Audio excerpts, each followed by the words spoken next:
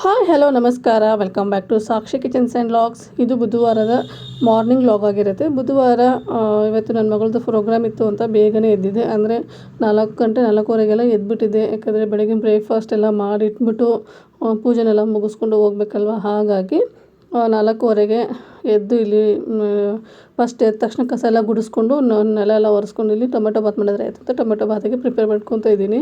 ಸಿಂಪಲ್ಲಾಗಿರುತ್ತೆ, ಹಾಗೆ ಏನು ರುಬ್ಬಿ ಹಾಕೋಂತಹ ಟೊಮೆಟೊ ಬಾತ್ ಏನಲ್ವಲ್ಲ, ಅದಕ್ಕೆ ಸಿಂಪಲ್ಲಾಗಿ ಫಟಾಫಟ್ ಅಂತ ಮಾಡ್ಕೊಂಡ್ರಾಯ್ತು ಅಂತ ಹೇಳಿ ಟೊಮೆಟೊ ಬಾತನ್ನ ಮಾಡ್ತಾಯಿದ್ದೀನಿ. ಹಾಗೆ ಈ ಥರ ಅರ್ಜೆಂಟಲ್ಲಿ ಈ ಟೊಮೆಟೊ ಬಾತು ತುಂಬಾ ಹೆಲ್ಪ್ ಆಗುತ್ತೆ ಮಾಡೋದಕ್ಕೆ. ಯಾಕಂದರೆ ರುಬ್ಬೋದಿರೋದಿಲ್ಲ, ಏನೂ ಜಾಸ್ತಿ ಕಟ್ ಮಾಡ್ಕೊಳ್ಳೋಂತಹ ಅಗತ್ಯತೆ ಇರೋಲ್ಲ. ಯಾಕಂದರೆ ತರಕಾರಿ ಏನೂ ಹಾಕೋದಿಲ್ಲ ನಾನು, ಹಾಗಾಗಿ ಪ್ಲೇನಾಗಿ ಮಾಡ್ತಿರೋದ್ರಿಂದ ಫಟಾಫಟ್ ಅಂತ ಮಾಡಿಕೊಂಡ್ರೆ ಆಯಿತು ಅಂತ ಹೇಳಿ ಟೊಮೆಟೊ ಬಾತನ್ನು ಸಹ ರೆಡಿ ಮಾಡಿ ಇಟ್ಕೊಂಡೆ. ಇನ್ನು ಅದಾದ ನಂತರ ಹೊರಗಡೆ ಕಸ ಗುಡಿಸಿರಲಿಲ್ಲ, ಇನ್ನೂ ಒಂದು ಸ್ವಲ್ಪ ಕತ್ತಲೆ ಇತ್ತು.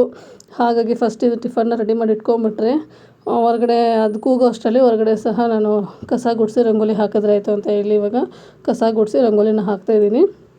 ಇವತ್ತು ನನ್ನ ಜೊತೆಗೇ ನನ್ನ ಮಗಳು ಸಹ ಎದ್ಬಿಟ್ಟಿದ್ಲು, ಯಾಕಂದರೆ ಅವಳದು ಪ್ರೋಗ್ರಾಮ್ ಇತ್ತಲ್ವ. ಹಾಗಾಗಿ ನನ್ನ ಜೊತೆಗೇ ಬೆಳಗ್ಗೆ ಬೇಗನೆ ಎದ್ದಿದ್ಲು. ಬೇಗ ಅಂದರೆ ನಾನು ಎಬ್ಸಿರೋದೇ ಅವಳಿಗೆ ನಿದ್ದೆನೇ ಬಂದಿರಲಿಲ್ವಂತೆ ನೈಟೆಲ್ಲ. ಪ್ರೋಗ್ರಾಮ್ ಯಾವ ಥರ ಆಗುತ್ತೋ ಏನು ಅಂತ ಹೇಳಿ ಅವಕ್ಕೆ ಮಲಗಿದ್ರೆ ಬರೀ ಡ್ಯಾನ್ಸ್ ಮಾಡೋದೇ ಬರ್ತಾಯಿತ್ತು ಅಂತ ಕನಸಲ್ಲಿ ಅದನ್ನ ಹೇಳ್ತಾಯಿದ್ಲು. ಅಮ್ಮ ಇವತ್ತು ಮಲಗಲೇ ಇಲ್ಲಮ್ಮ, ನಾನು ಮಲಗಿದ್ರೆ ಬರೀ ಡ್ಯಾನ್ಸೇ ಕನಸಲ್ಲಿ ಬರ್ತಾಯಿತ್ತು, ಯಾವ ಥರ ಮಾಡ್ತೀನಿ ಏನು ಅಂತ ಹೇಳಿ ಅಂತ ಇದ್ಲು. ಮಕ್ಕಳು ಹಾಗೆ ಇಲ್ವಾ, ಈ ಥರ ಏನಾದರೂ ಹೊಸದಾಗಿ ಏನಾದರೂ ಮಾಡುವಾಗ ಭಯ ಇಲ್ಲದೇ ಮಾಡ್ತಾರಲ್ವ, ಅದು ಮುಖ್ಯವಾಗಿರೋದಂದರೆ. ನಾವಾದರೆ ಚಿಕ್ಕವರಿರೋ ಟೈಮಲ್ಲಿ ಅಯ್ಯೋ ಎಲ್ಲಿ ತಪ್ಪು ಬಿಡ್ತೀವೋ ಏನೋ ಎತ್ತ ಅಂತ ಹೇಳ್ಬಿಟ್ಟು ಸ್ವಲ್ಪ ಭಯ ಪಡ್ತಿದ್ವಿ. ಇವಾಗಿನ ಮಕ್ಕಳಿಗೆ ಯಾವುದೂ ಭಯ ಇರೋದಿಲ್ಲ, ಬೇಗನೆ ಕಲ್ತ್ಬಿಡ್ತಾರೆ. ಹಾಗೆ ಅದನ್ನು ಬೇಗನೆ ಮಾಡಿಬಿಡ್ತಾರೆ. ಅದೇ ಥರನೇ ನನ್ನ ಮಗಳು ಬೇಗ ಎದ್ದಿಲ್ಲಲ್ವ, ಹಾಗೆ ಅವಳಿಗೆ ಒಂದು ಸ್ವಲ್ಪ ವೀಡಿಯೋ ಮಾಡಿಕೊಡಮ್ಮ ಅಂತಂದಿದ್ದೆ. ಅವಳು ವೀಡಿಯೋ ಮಾಡ್ತಾಯಿದ್ಲು. ಅವಳಿಗೆ ಕೈಗೆ ಮೆಹಂದಿ ಹಾಕಿದ್ದೆ, ಯಾಕಂದರೆ ಭರತನಾಟ್ಯಮ್ ಇರೋದ್ರಿಂದ ಕೈಗೆ ಅಳ್ತಾ ಹಾಕಿಬಿಡಿ ಅಂತ ಹೇಳಿದ್ರು. ಚಿಕ್ಕ ಮಕ್ಕಳಲ್ವಾ, ಅದರಲ್ಲಿ ಕೆಮಿಕಲ್ ಇರುತ್ತೆ. ಹಾಗೇನಾದರೂ ಸ್ನ್ಯಾಕ್ಸ್ ತಿನ್ನುವಾಗ ಹಾಗೆ ಊಟ ಮಾಡುವಾಗೆಲ್ಲ ಬಟ್ಟೆಗೆ ಹಾಗೆ ಮುಖಕ್ಕೆಲ್ಲ ಆಗಿಬಿಡುತ್ತೆ. ಕೈಗೆ ಮೆಹಂದಿನೇ ಹಾಕಿ ಅಂತ ಹೇಳಿದರು, ಕೈಗೆ ಕಾಲಿಗೆ. ಹಾಗಾಗಿ ಇಲ್ಲಿ ಕೈಗೆ ಕಾಲಿಗೆ ಮೆಹಂದಿ ಹಾಕಿದ್ದೆ ನೈಟು. ಅದನ್ನು ಇಲ್ಲಿ ವಿಡಿಯೋದಲ್ಲಿ ತೋರಿಸ್ತಾ ಇದ್ದಾಳೆ.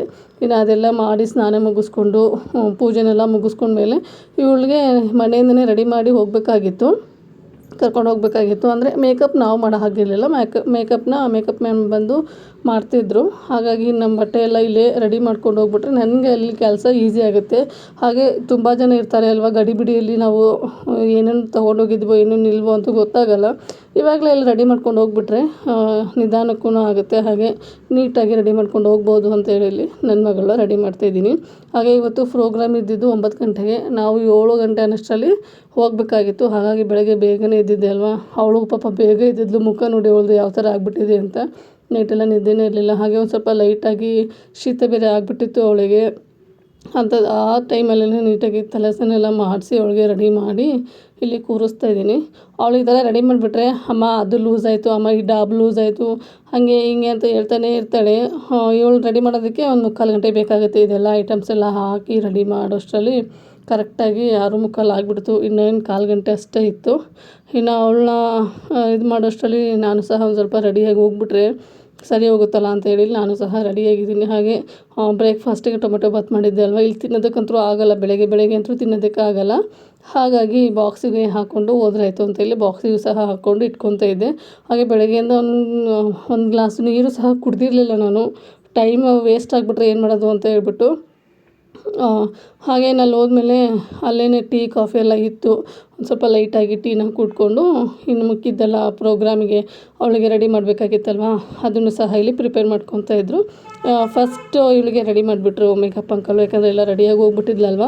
ಫಸ್ಟ್ ಇವಳಿಗೆ ರೆಡಿ ಮಾಡ್ತಾಯಿದ್ಲು, ತೋರಿಸ್ತಾ ಇದ್ದೀನಿ ನೋಡಿ. ಎಷ್ಟು ಫಟಾಫಟ್ ಅಂತ ರೆಡಿ ಮಾಡಿದರು ಅಂದರೆ, ನಾವು ಮನೇಲಿ ಇದೇ ಮೇಕಪ್ನ ಮಾಡಬೇಕಂದ್ರೆ ಸುಮಾರಾಗಿ 3/4 ಗಂಟೆ ಅಥವಾ 1 ಅವರ್ ತೊಗೊತೀವಿ ಈ ಮೇಕಪ್ ಮಾಡೋದಕ್ಕೆ.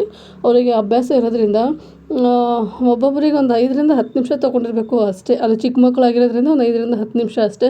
ಯಾಕಂದರೆ ಅವರು ಕತ್ತೆತ್ತು ಅಂದರೆ ಅವ್ರು ಕತ್ತೆತ್ತಲ್ಲ, ಕಣ್ಣು ಮಿಟ್ಕಿಸ್ಬೇಡ ಅಂದರೆ ಕಣ್ಣು ಮಿಟ್ಕಿಸೋರು, ಒಂದೊಂದು ಸರಿ ಹೋಗ್ಬಿಡೋದು ಮೇಕಪ್ಪು. ಹಾಗಾಗಿ ಒಂದು 5ರಿಂದ 10 ನಿಮಿಷ ಆಗಿರ್ಬೋದು ಅಷ್ಟೇ. ಅದಕ್ಕೂ ಮೇಲೆ ಈ ಮೇಕಪ್ ಮ್ಯಾನ್ ಅಂಕಲ್ ತೊಗೊಳ್ಳೇ ಇಲ್ಲ ಮೇಕಪ್ ಮಾಡೋದಕ್ಕೆ.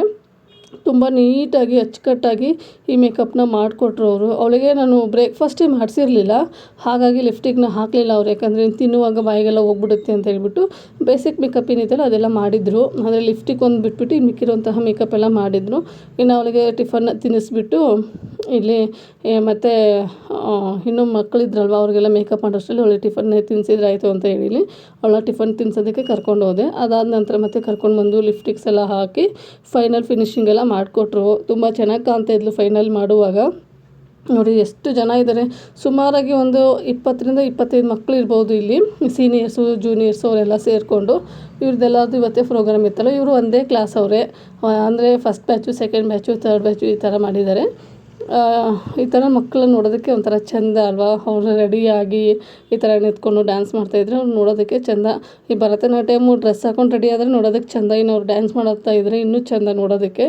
ನನಗೆ ಮಾತ್ರ ತುಂಬಾ ಖುಷಿ ಆಗ್ಬಿಡ್ತು ನನ್ನ ಮಗಳನ್ನ ಈ ಥರ ರೆಡಿ ಮಾಡಿ ಪ್ರೋಗ್ರಾಮಿಗೆ ಕಳಿಸಿರೋದು. ಆದರೆ ಇವಳು ಸೆಕೆಂಡ್ ಟೈಮ್ ಇವಾಗ ಪ್ರೋಗ್ರಾಮ್ ಕೊಡ್ತಾ ಇರೋದು, ಹಾಗಾಗಿ ತುಂಬಾ ಖುಷಿ ಆಗೋಯ್ತು. ಅದರಲ್ಲೂ ಇದು ಫಸ್ಟ್ ಟೈಮು ಲೈವ್ ಪ್ರೋಗ್ರಾಮ್ ಕೊಡ್ತಾ ಇರೋದು, ಫಸ್ಟ್ ಟೈಮು.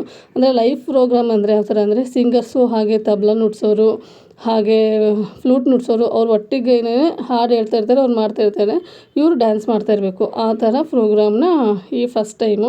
ಹಾಗೆ ಇಲ್ಲೆಲ್ಲ ಪೂರ್ತಿಯಾಗಿ ಮೇಕಪ್ ಆದಮೇಲೆ ಫೋಟೋ ಶೂಟಿಂಗು ಸಹ ಮಾಡಿಸಿದ್ದಾಯಿತು. ಕ್ಯಾಮ್ರಾಮ್ಯಾನು ಇದ್ದರು, ಕ್ಯಾಮ್ರಾಮ್ಯಾನ್ಗೆಲ್ಲ ಹೇಳಿದ್ರಂತೆ ಮಕ್ಕಳಿಗೆ ಅವರವರು ಎಲ್ಲೆಲ್ಲಿ ನಿಂತ್ಕೊಂಡು ಫೋಟೋ ಶೂಟ್ ಮಾಡ್ಕೋಬೇಕು ಅಂತಾರೆ ಅಲ್ಲಿ ಎಲ್ಲ ನಿಂತ್ಕೊಂಡು ಫೋಟೋ ಶೂಟ್ ಮಾಡಿಕೊಡಿ ಅವರಿಗೆ ಅಂತ ಹೇಳಿ. ಅದನ್ನೆಲ್ಲ ಮುಗಿಸ್ಕೊಂಡ್ಮೇಲೆ ಇನ್ನು ನಟರಾಜನ ಪೂಜೆ ಮಾಡಿಸ್ಬೇಕು. ಈ ಭರತನಾಟ್ಯಂ ಅಂದರೆ ನಟರಾಜನಿಗೆ ಅಲ್ವಾ ಮೇನ್ ಪೂಜೆ ಆಗೋದು. ಹಾಗಾಗಿ ಮಕ್ಕಳದ್ದು ಗೆಜ್ಜೆ ಎಲ್ಲ ತಗೊಂಡು ನಟರಾಜನ ಮುಂದೆ ಇಟ್ಬಿಟ್ಟು ಮಕ್ಕಳಿಗೆ ತುಂಬ ಒಳ್ಳೆಯದಾಗಲಿ, ಹಾಗೆ ಅವ್ರು ಮಾಡೋವಂತಹ ಡ್ಯಾನ್ಸು ತುಂಬ ಚೆನ್ನಾಗಿ ಬರಲಿ ಅಂತ ಹೇಳಿ ನಟರಾಜನಿಗೂ ಸಹ ಪೂಜೆ ಮಾಡ್ತಾಯಿದ್ದಾರೆ. ಮಕ್ಕಳದ್ದು ಗೆಜ್ಜೆನೆಲ್ಲ ಇಟ್ಬಿಟ್ಟು ಗೆಜ್ಜೆಗೂ ಸಹ ಪೂಜೆ ಸಲ್ಲಿಸಿ ನಟರಾಜನಿಗೂ ಸಹ ಪೂಜೆ ಮಾಡ್ತಾಯಿದ್ದಾರೆ. ಇನ್ನು ಮಕ್ಕಳು ಅವ್ರವ್ರದ್ದು ಗೆಜ್ಜೆ ಯಾವುದೇ ಅಂತ ನೋಡಿಬಿಟ್ಟು ಇಲ್ಲಿ ನೋಡಿಬಿಟ್ಟು ನಟರಾಜನಿಗೆ ನಮಸ್ಕಾರ ಮಾಡಿ ಅವ್ರದ್ದು ಗೆಜ್ಜೆನೆಲ್ಲ ತೊಗೊಂಡೋಗಿ ಅವ್ರನ್ನ ಕಾಲಿಗೆ ಕಟ್ಕೋಬೇಕಾಗತ್ತೆ. ಮೊದಲಿಗೆ ಕಾಲಿಗೆ ಕಟ್ಕೊಳ್ಳೋಕ್ಕಾಗೋದಿಲ್ಲ, ಏಕೆಂದರೆ ಗೆಜ್ಜೆ ಕಟ್ಕೊಳ್ಳೋಕ್ಕಿಂತ ಮುಂಚೆ ನಟರಾಜನಿಗೆ ಪೂಜೆ ಮಾಡಬೇಕು. ಹಾಗೆ ಮಕ್ಕಳನ್ನೂ ಸಹ ಅಲ್ಲೇ ಪಕ್ಕದಲ್ಲೇ ಕೂರಿಸಿರ್ತಾರೆ, ಅವ್ರನ್ನ ಕರೆಸ್ಬಿಟ್ಟು ನಟರಾಜನಿಗೆ ನೀಟಾಗಿ ನಮಸ್ಕಾರ ಮಾಡಿಕೊಂಡು ಅದಾದ ನಂತರ ಇಲ್ಲಿ ಪೂಜೆನ ಮುಗಿದ್ಮೇಲೆ ಇವರು ಗೆಜ್ಜೆನ ಕಟ್ಕೊತಾರೆ. ಹಾಗೆ ಇನ್ನು ನಟರಾಜನಿಗೆ ಪುಷ್ಪದಿಂದ ಅವ್ರನ್ನ ಕರ್ಕೋಬೇಕು ಅಂತೇಳಿ ಸೀನಿಯರ್ಸ್ ಏನಿದ್ರಲ್ವ ಅವರು ಮೊದಲಿಗೆ ಇಲ್ಲಿ ಡ್ಯಾನ್ಸ್ ಮಾಡ್ಕೊಂಡು ಬಂದು ನಟರಾಜನಿಗೆ ಪುಷ್ಪ ಆರತಿ ಮಾಡಿ ಅದಾದ ನಂತರ ಪ್ರೋಗ್ರಾಮ್ನ ಶುರು ಮಾಡ್ತಾಯಿದ್ದಾರೆ. ನಾನಿಲ್ಲಿ ಮ್ಯೂಸಿಕ್ ಸಮೇತನ ಹಾಕೋಣ ಅಂತ ಅಂದ್ಕೊಂಡೆ ಈ ವಿಡಿಯೋದಲ್ಲಿ.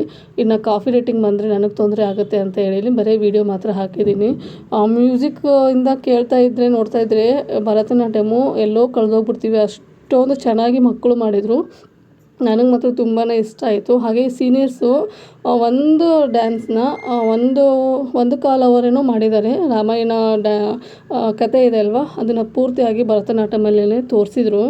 ಎಷ್ಟು ಚೆನ್ನಾಗಿತ್ತು ಅಂದರೆ ಅವರು ತೋರಿಸಿರೋಂತಹ ಡ್ಯಾನ್ಸಲ್ಲಿ ನಾವು ಪೂರ್ತಿಯಾಗಿರುವಂತಹ ರಾಮಾಯಣನ ತಿಳ್ಕೊಂಬಿಡ್ಬೋದು, ಅಷ್ಟು ಚೆನ್ನಾಗಿ ತೋರಿಸಿದ್ರು. ತುಂಬಾ ಇಷ್ಟ ಆಯಿತು ನನಗೆ ಮಾತ್ರ.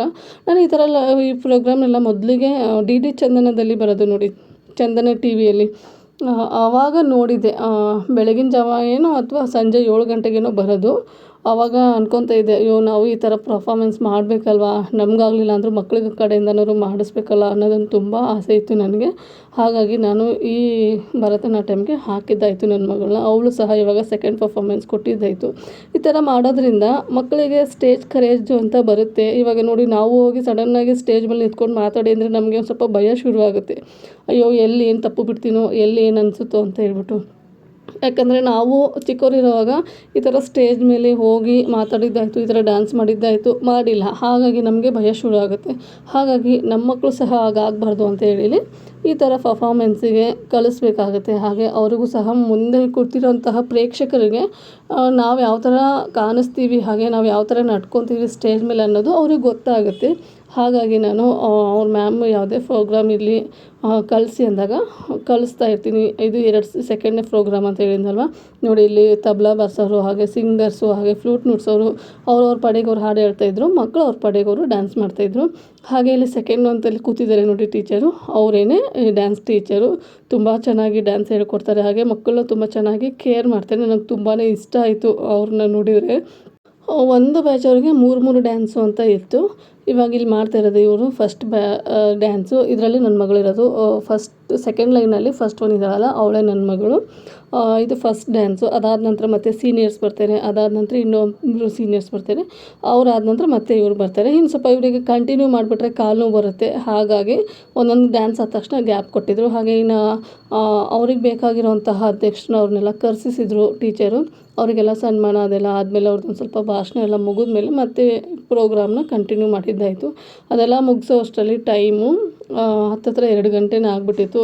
ಮಕ್ಕಳು ಬೆಳಗ್ಗೆ 7 ಗಂಟೆಗೆ ಹೋಗಿರೋದ್ರಿಂದ ಹೊಟ್ಟೆ ತುಂಬಾ ಹಸಿತಾ ಇತ್ತು ಅವರಿಗೆ. ನನ್ನ ಮಗಳಂತೂ ಇದು ಯಾವಾಗ ಮುಗಿಯುತ್ತೋ ಅನ್ನೋ ಥರ ಆಗಿಬಿಟ್ಟಿತ್ತು. ಅವಳಿಗೆ ಪ್ರೋಗ್ರಾಮ್ ಮುಗಿಯೋವರೆಗೂ ಯಾವಾಗ ಮುಗಿಯುತ್ತೋ ಅಂತ ಅನ್ನಿಸ್ಲೇ ಇಲ್ಲ. ಪ್ರೋಗ್ರಾಮ್ ಮುಗಿದ್ಮೇಲೆ ಮೊದಲು ನನಗೆ ಬಟ್ಟೆ ತೆಗಿ ನಮ್ಮ ಮೊದಲು ಬಟ್ಟೆ ತೆಗಿ ಅಂತ ಇದ್ದೆ. ಯಾಕಂದರೆ ಬೆಳಗ್ಗೆ 7 ಗಂಟೆಯಿಂದನೂ ವೇರ್ ಮಾಡಿರೋಂತಹ ಬಟ್ಟೆ 2 ಗಂಟೆವರೆಗೂ ಅದನ್ನ ಮೇಂಟೈನ್ ಮಾಡೋದು ತುಂಬಾ ಕಷ್ಟ. ಉದ್ದ ಜಡೆ, ಜ್ಯುವೆಲರ್ಸು, ಹಾಗೆ ಬಟ್ಟೆ ತುಂಬಾ ಕಷ್ಟ. ಹಾಗೆ ಇನ್ನು ಎಂಡಿಂಗ್ ಎಲ್ಲ ಡ್ಯಾನ್ಸ್ ಎಲ್ಲ ಆದಮೇಲೆ ಅವರಿಗೆ ನಮಸ್ಕಾರ ಮಾಡಿ ಮೆಡಲ್ಸು ಸಹ ಕೊಟ್ಟರು. ಇನ್ನು ಮಕ್ಕಳು ಡ್ಯಾನ್ಸ್ ಮಾಡಿದ್ದಕ್ಕೆ ಅವ್ರಿಗೆ ಏನಾದರೂ ಒಂದು ಪ್ರೋತ್ಸಾಹ ಕೊಡಲೇಬೇಕಲ್ವ, ಹಾಗಾಗಿ ಮೆಡಲ್ಸು ಕೊಟ್ಟರು. ಇನ್ನು ಹಾಗೆ ಅಲ್ಲೇ ಊಟ ಇತ್ತು, ಊಟನೂ ಸಹ ಮುಗಿಸ್ಕೊಂಡು ಬಂದಿದ್ದಾದಮೇಲೆ ನನಗೆ ಮತ್ತೆ ಲಾಗ್ನ ಕಂಟಿನ್ಯೂ ಮಾಡೋದಕ್ಕೆ ಆಗಲೇ ಇಲ್ಲ. ಇನ್ನು ಈ ಥರ ರೆಡಿ ಆದಮೇಲೆ ತಾಯಿಯಂದರು ಎಲ್ಲ ಮಕ್ಕಳಿಗೆ ಮಾಡೋ ಥರ ನಾನು ಸಹ ಇಲ್ಲಿ ದೃಷ್ಟಿನೆಲ್ಲ ತೆಗೆದು ಅವಳಿಗೆ ಮಲಗಿಸ್ಬಿಟ್ಟೆ. ಯಾಕಂದರೆ ತುಂಬ ರೇರ್ ಅಲ್ವಾ ಈ ಥರ ಮೇಕಪ್ ಮಾಡೋದು, ಈ ಥರ ಡ್ರೆಸ್ ಹಾಕೋದು. ಹಾಗಾಗಿ ಒಂದು ದೃಷ್ಟಿ ತೆಗೆದ್ರೆ ಅವರಿಗೂ ಸಹ ನಿದ್ದೆ ತುಂಬ ಚೆನ್ನಾಗಿ ಬರುತ್ತೆ ಅಂತ ದೃಷ್ಟಿನ ತೆಗೆಸ್ಬಿಟ್ಟು ಅವಳಿಗೆ ನಿದ್ದೆ ಮಾಡಿಸೋದಕ್ಕೆ ಬಿಟ್ಟೆ. ಇನ್ನು ಅದಾದಮೇಲೆ ನನಗೆ ವಿಡಿಯೋ ಕಂಟಿನ್ಯೂ ಮಾಡೋದಕ್ಕೆ ಆಗಲಿಲ್ಲ. ಹಾಗಂತ ಇಲ್ಲಿ 1-2 ದಿನ ಮುಂಚೆನೇ ನಾನು ಪನ್ನೀರ್ ಗ್ರೇವಿ ರೆಸಿಪಿನ ರೆಡಿ ಮಾಡಿ ಇಟ್ಕೊಂಡಿದ್ದೆ. ಆ ರೆಸಿಪಿನ ಇವತ್ತು ಈ ವಿಡಿಯೋದಲ್ಲಿ ಶೇರ್ ಮಾಡ್ತಾಯಿದ್ದೀನಿ. ಹಾಗೆ ಇಲ್ಲಿ ಈ ಹರಿಯಾಲಿ ಪನ್ನೀರ್ ಗ್ರೇವಿ ಮಾಡೋದಕ್ಕೆ ಮೊದಲಿಗೆ ಒಂದು ಪ್ಯಾನ್ ಇಟ್ಕೊಂಡಿದ್ದೀನಿ. ಹಾಗೆ ಚಿಕ್ಕ ಕ್ಯೂಬ್ ಆಗೋಷ್ಟು ಬೆಣ್ಣೆನ ಹಾಕ್ಕೊತಾ ಇದ್ದೀನಿ. ನೀವು ಬೆಣ್ಣೆ ಬೇಡ ಅಂದರೆ ನೀವು ಇಲ್ಲಿ 1 ಸ್ಪೂನ್ ಆಗೋಷ್ಟು ಎಣ್ಣೆಯಲ್ಲೂ ಸಹ ಈ ಪನ್ನೀರನ್ನ ರೋಸ್ಟ್ ಮಾಡ್ಕೋಬೇಕಾಗತ್ತೆ. ರೋಸ್ಟ್ ಅಂದರೆ ತುಂಬ ರೋಸ್ಟ್ ಏನು ಮಾಡುವಂತಹ ಅಗತ್ಯತೆ ಇರೋಲ್ಲ. ಮೇಲ್ಗಡೆ ಒಂದು ಸ್ವಲ್ಪ ರೋಸ್ಟ್ ಆಗಿರೋ ಥರ ಕಾಣಿಸುತ್ತೆ, ಅಷ್ಟು ರೋಸ್ಟ್ ಮಾಡಿಕೊಂಡ್ರೆ ಸಾಕು. ಅಂದರೆ ಇಲ್ಲಿ ಪನ್ನೀರು ವೈಟಿಗೆ ಇರಬೇಕು, ಆದರೆ ಪನ್ನೀರು ಒಂದು ಸ್ವಲ್ಪ ರೋಸ್ಟ್ ಆಗಿರೋ ಥರ ಕಾಣಿಸ್ತಾ ಇರಬೇಕು, ಅಷ್ಟಾದರೆ ಸಾಕಾಗುತ್ತೆ. ಒಂದು 5 ನಿಮಿಷ ಇದನ್ನ ರೋಸ್ಟ್ ಮಾಡಿಕೊಂಡ್ರೆ ಸಾಕು. ನೋಡಿ ನಾನಿಲ್ಲಿ ಇವಾಗ ನಿಮಗೆ ತೋರಿಸ್ತಾ ಇದ್ದೀನಿ. ಇದು ಇವಾಗ ರೆಡಿಯಾಗಿದೆ. ಇದನ್ನು ಒಂದು ತಟ್ಟೆಗೆ ನಾನು ಟ್ರಾನ್ಸ್ಫರ್ ಮಾಡ್ಕೊತಾ ಇದ್ದೀನಿ. ಇನ್ನು ನಾನು ಪನ್ನೀರನ್ನ ಏನು ರೋಸ್ಟ್ ಮಾಡ್ಕೊಂಡಿದ್ದೆ ಅಲ್ವ, ಅದೇ ಪ್ಯಾನೇ ತೊಗೊಂಡಿದ್ದೀನಿ. ಮತ್ತು ನಾನಿಲ್ಲಿ ವಾಶ್ ಮಾಡಿನೇ ತೊಗೊಂಡಿಲ್ಲ, ಹಾಗೆ ತೊಗೊಂಡಿದ್ದೀನಿ. ಹಾಗೆ ಇವಾಗ 1 ಸ್ಪೂನ್ ಆಗೋಷ್ಟು ಎಣ್ಣೆನ ಹಾಕ್ಕೊತಾ ಇದ್ದೀನಿ. ಇಲ್ಲೊಂದು ಸ್ವಲ್ಪ ಮಸಾಲ ಪದಾರ್ಥಗಳನ್ನ ರೋಸ್ಟ್ ಮಾಡ್ಕೋಬೇಕಾಗತ್ತೆ. ಹಾಗೆ ಇಲ್ಲಿ ದಪ್ಪ ಕಟ್ ಮಾಡಿ ಇಟ್ಕೊಂಡಿರುವಂತಹ ಅರ್ಧ ಈರುಳ್ಳಿನ ಸೇರಿಸ್ಕೊತಾ ಇದ್ದೀನಿ. ಹಾಗೆ ದಪ್ಪ ಕಟ್ ಮಾಡಿರುವಂತಹ 1 ಟೊಮೆಟೊ, 1 ಗೆಡ್ಡೆ ಬೆಳ್ಳುಳ್ಳಿ, 1 ಇಂಚ್ ಆಗೋಷ್ಟು ಶುಂಠಿನ ಹಾಕ್ಕೊತಾ ಇದ್ದೀನಿ. ಇದನ್ನ ಇವಾಗ ನೀಟಾಗಿ ಫ್ರೈ ಮಾಡ್ಕೋಬೇಕಾಗುತ್ತೆ. ಹಾಗೆ ಜೊತೆಗೆ ಒಂದು ಖಾರಕ್ಕೆ 3 ಮೆಣಸಿನ್ಕಾಯಿನ ಸೇರಿಸ್ಕೊತಾ ಇದ್ದೀನಿ. ಸ್ವಲ್ಪ ಅಚ್ಕಾರದ ಪುಡಿನ ನಾನು ಬಳಸ್ತಾ ಇರೋದ್ರಿಂದ 3 ಮೆಣಸಿನ್ಕಾಯಿನ ಸೇರಿಸ್ಕೊತಾ ಇದ್ದೀನಿ. ನಿಮ್ಗೇನಾದ್ರು ಖಾರ ಜಾಸ್ತಿ ಬೇಕು ಅಂದರೆ ನೀವು ಇಲ್ಲಿ ಜಾಸ್ತಿನೂ ಸಹ ಸೇರಿಸ್ಕೋಬಹುದು. ಇವಾಗ ಅದನ್ನು ಒಂದು 5 ನಿಮಿಷ ನೀಟಾಗಿ ಫ್ರೈ ಮಾಡ್ಕೊಂಡ್ಮೇಲೆ ಒಂದು ಹಿಡಿ ಆಗೋಷ್ಟು ಕೊತ್ತಂಬರಿ ಸೊಪ್ಪನ್ನ ಸೇರಿಸ್ಕೊತಾ ಇದ್ದೀನಿ. ಕೊತ್ತಂಬರಿ ಸೊಪ್ಪನ್ನ ಸಹ ನೀಟಾಗಿ ಫ್ರೈ ಮಾಡಿಕೊಂಡು ಇದನ್ನು ಪೂರ್ತಿಯಾಗಿ ತಣ್ಣಗಾಗೋದಕ್ಕೆ ಬಿಟ್ಬಿಡಬೇಕಾಗತ್ತೆ. ಇದನ್ನು ಪೂರ್ತಿಯಾಗಿ ತಣ್ಣಗಾದ್ಮೇಲೆ ಇದನ್ನು ನುಣ್ಣಗೆ ರುಬ್ಕೊಂಡು ತೊಗೊಂಬರ್ಬೇಕಾಗತ್ತೆ. ನೀರಿನ ಅಗತ್ಯತೆ ಇದ್ದರೆ ನೀರನ್ನ ಹಾಕ್ಕೊಂಡು ರುಬ್ಕೊಳ್ಳಿ. ನಾನಿಲ್ಲಿ ಒಂದು ಸ್ವಲ್ಪ ನೀರನ್ನ ಹಾಕ್ಕೊಂಡು ಪೂರ್ತಿಯಾಗಿ ನುಣ್ಣಗೆ ರುಬ್ಕೊಂಡು ತೊಗೊಂಬಂದಿದ್ದೀನಿ. ನೋಡಿ ಈ ಥರ ಕಾಣಿಸ್ತಾ ಇದೆ ಮಸಾಲ. ಇವಾಗ ಮತ್ತೆ ಅದೇ ಪ್ಯಾನ್ ಇಟ್ಕೊಂಡಿದ್ದೀನಿ. ನಾನಿಲ್ಲಿ ಟೋಟಲಾಗಿ ಈ ಗ್ರೇವಿ ಮಾಡೋದಕ್ಕೆ ಒಂದೇ ಒಂದು ಪ್ಯಾನ್ನ ಯೂಸ್ ಮಾಡ್ಕೊಂಡಿದ್ದೀನಿ, ಯಾಕಂದರೆ ಪಾತ್ರೆ ತೊಳೆಯೋದಕ್ಕಾಗಲ್ಲ ಅಂತ ಹೇಳ್ಬಿಟ್ಟು. ಅದಾದ ನಂತರ ಇವಾಗ ಅದೇ ಪ್ಯಾನಿಗೆ 2-3 ಸ್ಪೂನ್ ಆಗೋಷ್ಟು ಎಣ್ಣೆನ ಹಾಕ್ಕೊತಾ ಇದ್ದೀನಿ. ನಾನಿಲ್ಲಿ ಎಣ್ಣೆನ ಕಡಿಮೆ ಬಳಸ್ಕೊಂಡಿದ್ದೀನಿ, ಯಾಕಂದರೆ ಪನ್ನೀರನ್ನ ಬೆಣ್ಣೆಯಲ್ಲಿ ರೋಸ್ಟ್ ಮಾಡಿರೋದ್ರಿಂದ ಅದರಲ್ಲೂ ಸಹ ಜಿಡ್ಡಿನ ಅಂಶ ಇರುತ್ತೆ. ಹಾಗಾಗಿ ಎಣ್ಣೆ ಕಾದಾದ ನಂತರ ಇದಕ್ಕೆ 1 ಇಂಚ್ ಆಗೋಷ್ಟು ಚಕ್ಕೆ, ಹಾಗೆ 2 ಲವಂಗ, ಪಲಾವ್ ಎಲೆನ ಕಟ್ ಮಾಡಿ ಸೇರಿಸ್ಕೊತಾ ಇದ್ದೀನಿ, 1 ಏಲಕ್ಕಿ, ಒಂದು ಅರ್ಧ ಸ್ಪೂನ್ ಆಗೋಷ್ಟು ಜೀರಿಗೆ, ಅರ್ಧ ಸ್ಪೂನ್ ಆಗೋಷ್ಟು ಸೋಂಪನ್ನ ಸೇರಿಸ್ಕೊಂಡಿದ್ದೀನಿ. ನೀವು ಇದಕ್ಕೆ ಮರಾಠ ಮೊಗ್ಗು, ಸ್ಟಾರ್ ಫ್ಲವರು ಅದೆಲ್ಲ ಸೇರಿಸ್ಕೋಬೋದು. ಮಸಾಲ ಜಾಸ್ತಿ ಆದರೆ ಅಷ್ಟೊಂದು ಇಷ್ಟ ಆಗೋಲ್ಲ ಅಂತೇಳಿ ನಾನು ಇಷ್ಟೇ ಮಸಾಲಾನ ಸೇರಿಸ್ಕೊತಾ ಇದ್ದೀನಿ. ಇವಾಗ ಮಸಾಲಾನ ನೀಟಾಗಿ ಫ್ರೈ ಮಾಡ್ಕೊಂಡ್ಮೇಲೆ ಇದಕ್ಕೆ ನಾವೇನು ಮೊದಲೇ ರುಬ್ಬಿಟ್ಕೊಂಡಿದ್ವಿ ನೋಡಿ ಗ್ರೀನ್ ಮಸಾಲೆ, ಅದನ್ನು ಸೇರಿಸ್ಕೊತಾ ಇದ್ದೀನಿ. ಅದನ್ನು ಸೇರಿಸ್ಕೊಂಡು ಅದು ಫ್ರೈ ಆಗೋದಕ್ಕೆ ಎಷ್ಟು ಬೇಕು ನೀರು ನೋಡಿಬಿಟ್ಟು ಇಲ್ಲಿ ನೀರನ್ನ ಸೇರಿಸ್ಕೊತಾ ಇದ್ದೀನಿ. ಯಾಕಂದರೆ ಮಸಾಲ ಹಾಕಿದ ತಕ್ಷಣ ಸಿಡಿಯೋಕ್ಕೆ ಶುರು ಆಗಿಬಿಡುತ್ತೆ. ಹಾಗಾಗಿ ಒಂದು ಸ್ವಲ್ಪ ನೀರನ್ನ ಸೇರಿಸ್ಕೊಂಡು ಫ್ರೈ ಮಾಡ್ಕೋಬೇಕಾಗತ್ತೆ. ನೋಡಿ ಇಲ್ಲಿ ನಾನಿವಾಗ ಮಿಕ್ಸಿ ಜಾರಿಗೆ ನೀರನ್ನ ಹಾಕ್ಕೊಂಡು ಇಲ್ಲಿ ಸೇರಿಸ್ಕೊತಾ ಇದ್ದೀನಿ. ಇಲ್ಲಿ ಮಸಾಲಾನ ಆಲ್ರೆಡಿ ನಾವು ಹುರಿದ್ಬಿಟ್ಟು ಸೇರಿಸಿರೋದ್ರಿಂದ ಜಾಸ್ತಿ ಹೊತ್ತು ಫ್ರೈ ಮಾಡೋವಂತಹ ಅಗತ್ಯತೆ ಏನಿರಲ್ಲ. ಇವಾಗ ನೀರನ್ನ ಸೇರಿಸಿದ ಮೇಲೆ ಇದಕ್ಕೆ ನೀಟಾಗಿ ಅದನ್ನು ಸಹ ಮಿಕ್ಸ್ ಮಾಡಿಕೊಂಡು 1-2 ನಿಮಿಷ ಕುದಿಸ್ಕೊಳ್ಳಿ. ಇದ್ರ ಜೊತೆಗೇನೆ ಇವಾಗ ನಾನಿಲ್ಲಿ ಒಂದು ಚಿಕ್ಕ ಬೌಲ್ ಆಗೋಷ್ಟು ಮೊಸರನ್ನ ಸೇರಿಸ್ಕೊತಾ ಇದ್ದೀನಿ. ನಾನಿಲ್ಲಿ ಮೊಸರನ್ನ ಬೀಟ್ ಮಾಡಿ ಸೇರಿಸ್ಕೋಬೇಕಾಗಿತ್ತು, ಹಾಗೆ ಸೇರಿಸ್ಕೊಂಬಿಟ್ಟೆ. ಒಂದು ಸ್ವಲ್ಪ ಒಡೆದಿರೋ ಥರ ಅನ್ನಿಸ್ತಾ ಇತ್ತು. ನೀವೇನಾದ್ರು ಸೇರಿಸ್ಕೊಳ್ಳುವಾಗ ಮೊಸರನ್ನ ನೀಟಾಗಿ ಬೀಟ್ ಮಾಡಿ ಸೇರಿಸ್ಕೊಳ್ಳಿ, ಅವಾಗ ತುಂಬ ಚೆನ್ನಾಗಾಗುತ್ತೆ.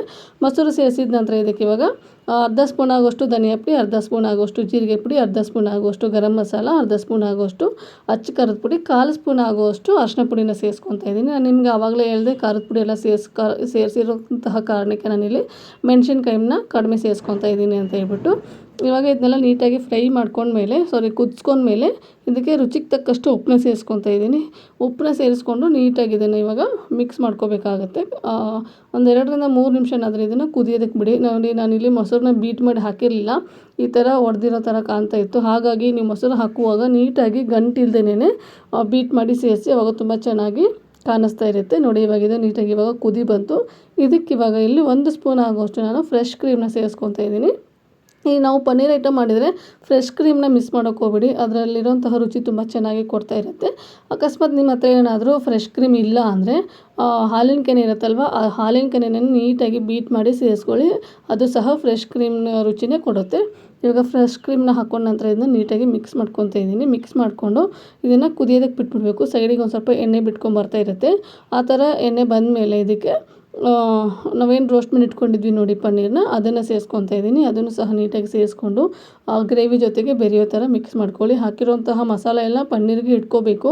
ಯಾಕಂದರೆ ನಾವಿಲ್ಲಿ ರೋಸ್ಟ್ ಮಾಡುವಾಗ ಪ್ಲೇನಾಗಿ ರೋಸ್ಟ್ ಮಾಡಿದ್ದೀವಿ, ಯಾವುದೇ ಉಪ್ಪು ಹಾಗೆ ಖಾರ ಏನೂ ಹಾಕಿಲ್ಲ.